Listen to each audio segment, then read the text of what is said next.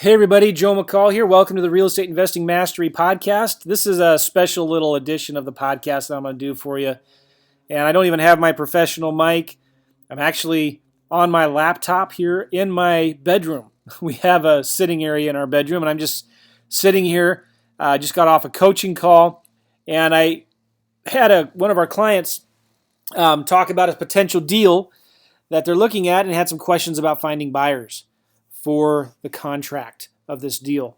And so I walked through how I would find a buyer for this contract, somebody who I could sell this contract to. And by the way, we were also talking on this coaching call about listing and brokering deals if you don't have your license, which you cannot do, correct? So this student has every intention of buying this house, and they have the capability to buy it. In fact, as we were going along talking about it, she's probably going to buy the house, fix it up a little bit, put a tenant into it, and then sell it. She'll be able to get a lot more money that way doing that. So the discussion went into, all right, well, how do I find somebody, if I decide I don't want to buy this house, I want to sell the contract, how do I find somebody that I can sell this contract to? Because when it comes to wholesaling, right, you should always be advertising the contract, not the house, okay? But anyway, so I got a phone call here. Let me shut that off. So looking at this now, I'm going to walk through kind of what I was telling her to do. Now, this is a house in the St. Louis area. It's in a rough area. This is an area where you got nice little brick bungalows, right? But a lot of these houses that need work are going to sell in the $5,000 to $10,000 range. Okay, this is a good area. But probably not the best. You're going to find, what I mean by the best is not a lot of people will buy a home to live in the home. If I scroll out a little bit, it's in Pine Lawn. So homes here rent for $700, $800 a month. Very small percentage of homeowners. I'm going to guess probably 75% of the people that live here are actually renting their house. Okay, so this is a good landlord community, great place to own rental properties and get a really high return on your investment.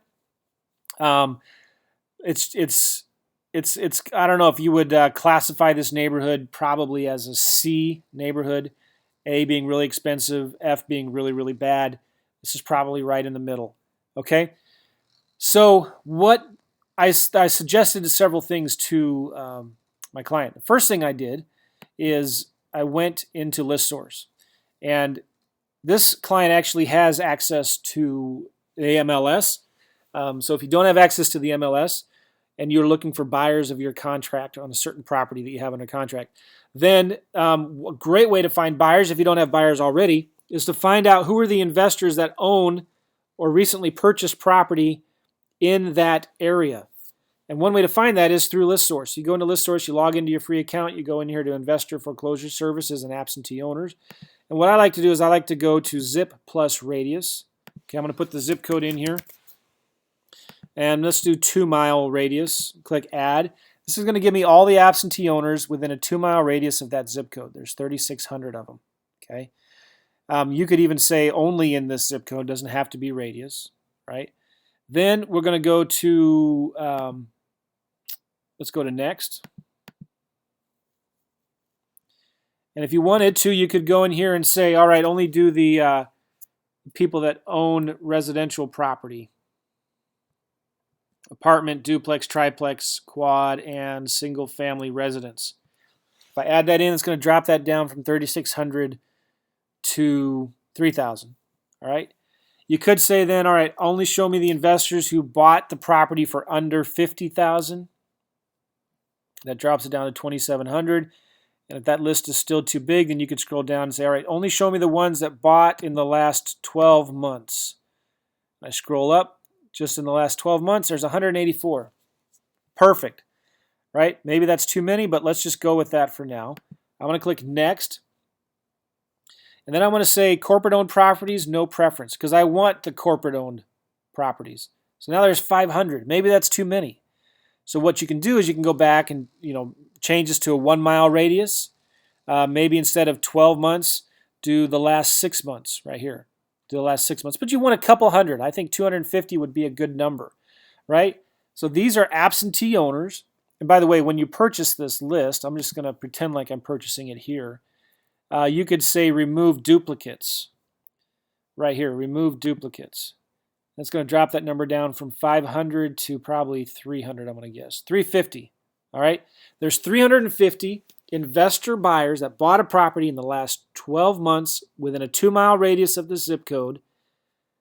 Do you think that list is valuable? Only $28, okay? Now, they may be cash buyers. They may have borrowed money. Doesn't matter. They're investors who purchased properties in the last 12 months in that area, okay? So what do? You send them a letter. And let me give you one of my favorite letters. I talked about this in a podcast a long time ago, and I got this from a guy named Pete Scoris. We interviewed. You should listen to this podcast. It's about 3 years old, but this is a letter he always sent out, and I've been using it ever since. It's great. This is the yellow letter you send to recent investors.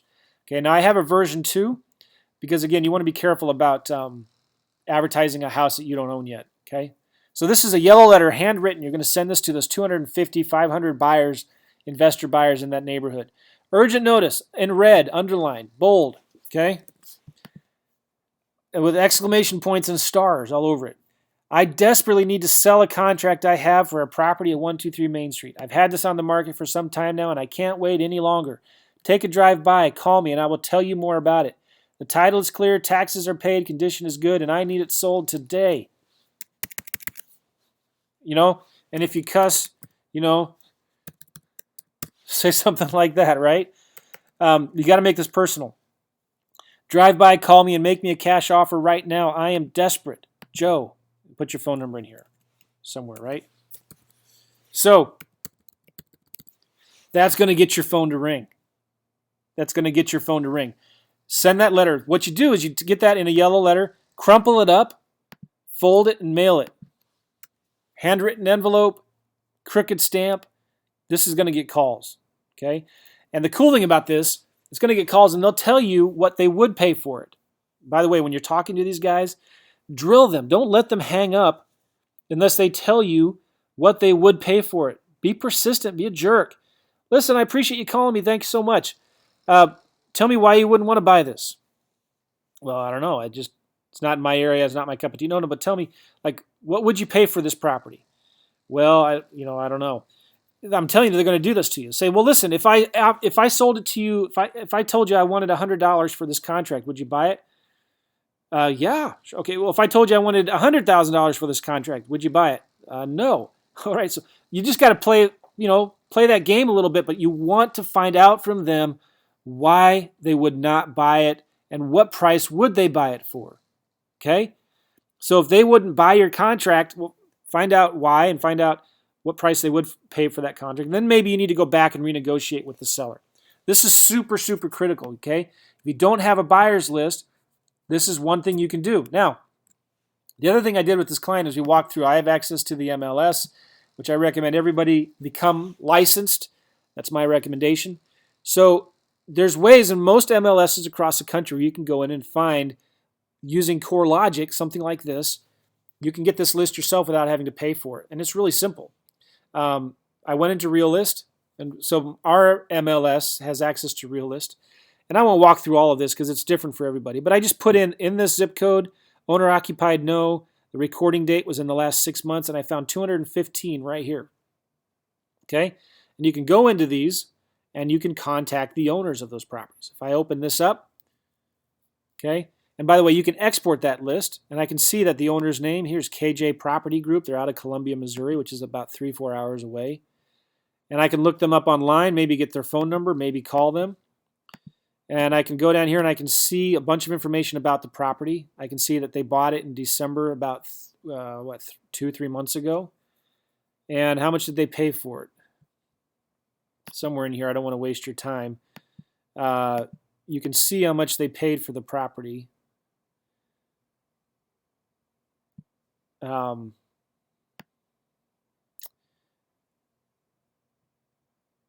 So I'm sure you guys have already seen it.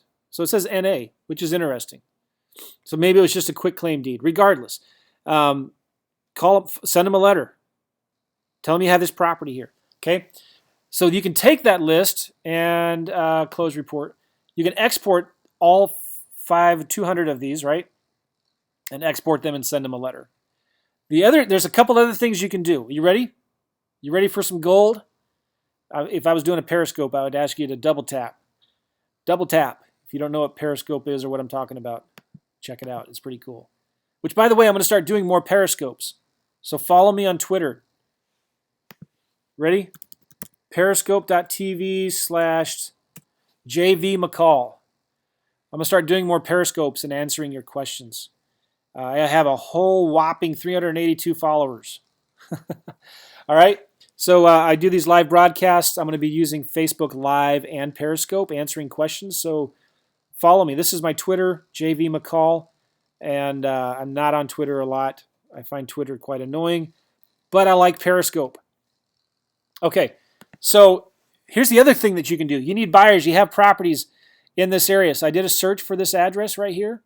And I said, show me all the rental properties. And I just zoom in, zoom out.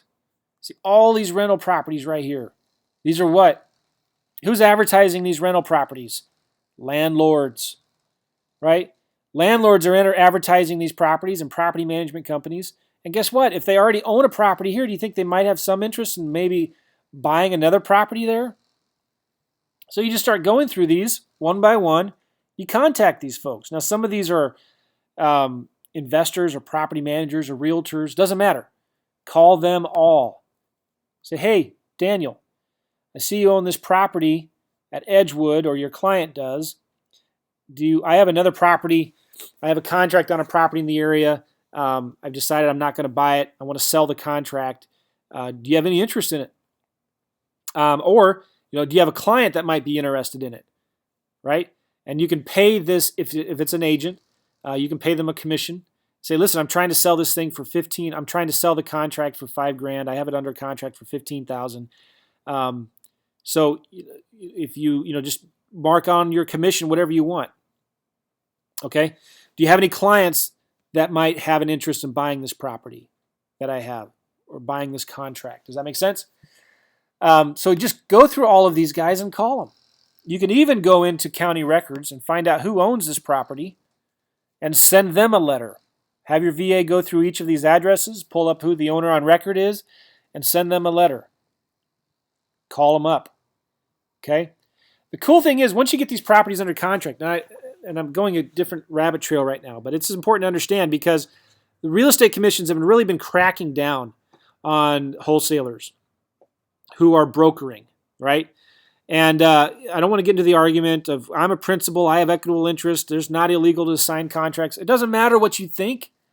The real estate commissions out there hate wholesalers. Don't you know it's illegal, immoral, and fattening to make profits in wholesale deals? So it doesn't matter what you think the law says or doesn't say. If they're going to go after you because you're brokering deals without a license, they're going to go after you. So I've talked about this before in other podcasts. Whenever you're wholesaling, you always need to have the intent to buy the house and the capability to buy the house, okay? And if you decide you don't want to buy the house, you can sell your contract, but you cannot sell the property. You can't advertise or market the home. So then you just advertise the contract, or you go ahead and just double close. You buy the property, and then you turn around and sell it. That's the right way to do wholesaling, okay? So anyway, back to finding these buyers. Find the people who are advertising houses for rent. And so it's important to have, I remember what I was going to say. It's important to have buyers in your database. Why is this important?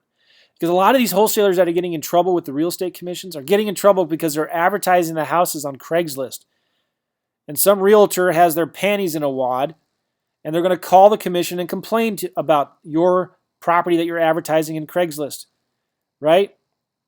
So what do? Stop advertising your houses on Craigslist, number one. Okay? If you've got a good list of buyers, start advertising the contracts to these properties to your buyers. Text them, call them, email them. Okay? You only need a handful of buyers. You only need 3 or 4 buyers that will buy all of your deals. And by the way, you should always be marketing for buyers. Always. Never stop marketing for buyers. If you've got good buyers and you know what they want and they have the money, then it becomes so much easier. All right? So here's a bunch of buyers right here, the landlords. They may not be interested in that house, but then tell them, well, what are you interested in? What if I were to bring you a deal, what would make you drop everything you're doing and bring over a check to buy this property? What would it be? And they'll tell you, well, it's got to be 3 bedrooms. It needs to have a garage. It needs to rent for at least $800. I don't want any more work than maybe $5 or $10 grand. It's got to be all brick. It's got to be in this zip code. All right. So you're trying to sell your contract, and you're also trying to add them to your buyers list to see what else they would be interested in. This is a great way to start building your buyers list. So number 1, find out who the nearby investors are that are buying properties. Okay. Number 2, find the landlords who are currently advertising houses for rent and contact them. And number 3, do you want to see something really killer? Go into the MLS and find out who are the ones that recently bought properties in the MLS. So I'm going to just show you real quick. In our MLS, this is Maris. You may have something similar or different. I don't know. But I did a search within 1 mile of this address, all the solds in the last year. That was my only search criteria. 63 matches. Okay? Go to results. Guess what? Boom. Here are 63 properties that sold on the MLS in the last 12 months within a mile radius of that. Okay? Well, so what? What are you saying? Start going through these one by one and start contacting the agents. Okay? This is why it's so important to have a license. So here is the listing agent. Guess what? That listing agent might have some other investors who are interested in buying this property. But more importantly, here are the buyer's agent, the selling agent. That's who represented the buyer. All right? Here's Fred Kratke. I don't know him. Looks like a nice guy. Guess what? Looks like he helps investors, Missouri House Sales. And he has buyers that are buying these properties for listings sold for $3 grand. I wonder what his commission on that was.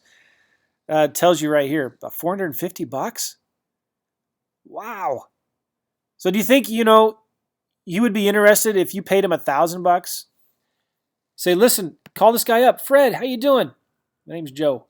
I got a contract on a property in your neck of the woods, real close. I see you sold your house on Kennerly Avenue to a client just recently for $3 grand. Is your client looking for more deals? Well, listen, I got this contract. I got it under contract for $10. I'm selling my contract for $3,000. So I need to sell this. I need to get at least 13 grand on this deal. And whatever you want on top of that, you can keep as your commission. Boom. All right. Now, not all of them are going to say yes. If you're a nice guy and don't come off as a jerk, he might even give you the name and phone number of his buyer. Now, you can go in and see county records. If I go in here to county records on this property, I can see who the investor was. Oduoli. They live in Lake St. Louis, which is about a suburb 45 minutes away. Right? So I can send them a letter, maybe do a little internet sleuthing and get the phone number of whoever this is and call them up. But how cool would it be if you get this agent, Mr. Fred, to give you their info, right? Then you go to the next one. Let me go next, right here. This house looks exactly like the one that I'm doing. Okay, sold for $8 grand. It was on the market for 44 days. I can go in and see who the buyer was. Lewis. I don't know where that is. Okay, call the agent up. I scroll down here. Fabian. Right on, brother. Fabian. Investments Realty. This guy works with investors. Okay, call him up. Hey, I got a property real close to the one you sold recently. Do you have any clients that might be interested in it? I need to sell this contract for $5 grand. You can add whatever you want as a commission on top of that. Bam. Isn't that awesome, guys? Okay. That is how you find buyers. Number 1, you find recent investors in the area that bought properties, and you send them a handwritten yellow letter that expresses your desperate urgency in selling it. You crumple it up, you fold it, and mail it to them. Number 2, you go to Zillow, look up all the rentals that are currently actively listed for rent, and you call them. And you want another cool idea? Go to gosection8.com, do a search for that zip code and all the other zip codes around it, and do a search for all of the Section 8 rentals in 63121. There are, how many here? I just saw it. 14 listings. You click on these one at a time, and you get phone numbers. Most of these phone numbers are landlords. Okay? Call these guys up. Brandy, hey, I see you got this Section 8 house. You looking for another smoking hot deal? Call them up. Okay? I'm telling you guys, you're sitting. Thank God for the internet. You could do this from anywhere in the world, right? You could do this from anywhere in the world. There's no excuse why you can't wholesale and flip contracts. Okay? All right. Now, there was one other thing I wanted to tell you, and I forget what it was. Oh, yeah. One cool tip, Redfin. If Redfin is available in your market, you got to get it. Zillow, like half of the time, might give you sold comps. The weird thing with Zillow, like if I go here and I say recently solds, and I say in the last 6 months, sometimes it gives you a lot of NAs or not applicable or whatnot. So you get all these nulls. And I think Zillow has some issue with realtors, or realtors have some issue with Zillow, and it's hard for Zillow to get this sold data. But there's also a ton of these properties here that say they sold for like $3.6 million. Probably what happened is somebody owned a bunch of them and he sold all of them for $3.6 million. But Zillow doesn't really make it user-friendly to get this. Yeah, here are all the $3.6 million homes that sold. So probably one investor had all of them. They sold them all for $3.6 million. But I like Redfin. If you want to get good active comps, active and sold comps, check out Redfin. This is so cool. Because here I did a search in this area. I zoomed out, and under filters, I said, all right, show me all the homes between $750 and $1,250 that are 2 bedrooms that have sold in the last 6 months. You click Update Search, and it gives you all these homes right here. And you can sort this by price, all right? And the cool thing is if you scroll to the bottom of this list, you click Download All, and you can get them in a spreadsheet like this. And it's totally cool. So these are prior sales. This is the sales price. If you go down to the bottom, what I did a quick calculation for the median. Okay, and then the average of those solds. And so here you go, 10 grand is a median price. So you can do a lot of cool things with this. With Redfin, you can also do the price per square foot that it's sold for, right? So I'm going to insert a column here, make it yellow, okay, and I'm going to make it dollars. I'm going to say, give me the average price per square foot. So let's do equals, do the last sold price right there. Oops. This divided by, what's going on? My thing doesn't work here. Divided by square footage. All right, hold on a second. Equals last sale price divided by square footage. There we go. So, wow, 320. All right. So, not a lot of money per square foot, right? That's why these are such good cash flow. Wow. All right, so you got some weird numbers in here. So then what you do is you can do, again, do a median equals median price per square foot. So median price per square foot of the solds is $1,228. And you can also do, what's cool with these spreadsheets, you get this stuff into spreadsheets, and you can find out what the median sold price is and what the median sale price is. So I did this here earlier. The median sale price of active listings is 20 grand. But guess what? The median sale price of solds is 10 grand. So when you're meeting with a seller, you can show them these numbers right from Redfin. And even if you had access to the MLS, this stuff is easier to work with than it is from the MLS data. And you can show them, listen, I can understand that these active properties are listed here. Their median sale price is 20 grand, but the median sold price is half of that. So why would I want to pay you 15 grand for your house when I can buy 20 houses in the same area for less than that? Or whatever the numbers are, right? So Redfin is another tip of the day. I hope you appreciated that, guys, and I hope the audio here is good. And happy investing. All right, go to realestateinvestingmastery.com to get more episodes and previous stuff that we've done. Listen, if you want to work with me, if you're interested in working with me one-on-one, being one of my coaching clients, I'd love to talk with you.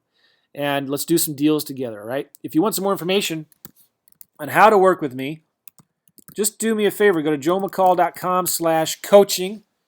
joemccall.com/coaching. It'll take you to a page that I built, by the way, by myself on a really cool tool that I'm going to be talking about later, ClickFunnels. ClickFunnels is an amazing tool. You got to check it out. But anyway, if you're interested in working with me one-on-one, I usually at one time I only have 1 or 2 spots available. See a little video I did here. Check this out. I got a lot of testimonials. I've got like 100 more testimonials that I need to put in here. I haven't updated this in about a year. But fill out your information in here. Either myself or my business partner, Eddie, will get a hold of you and talk with you. And let's start doing some deals together, man. Cool? All right, take care.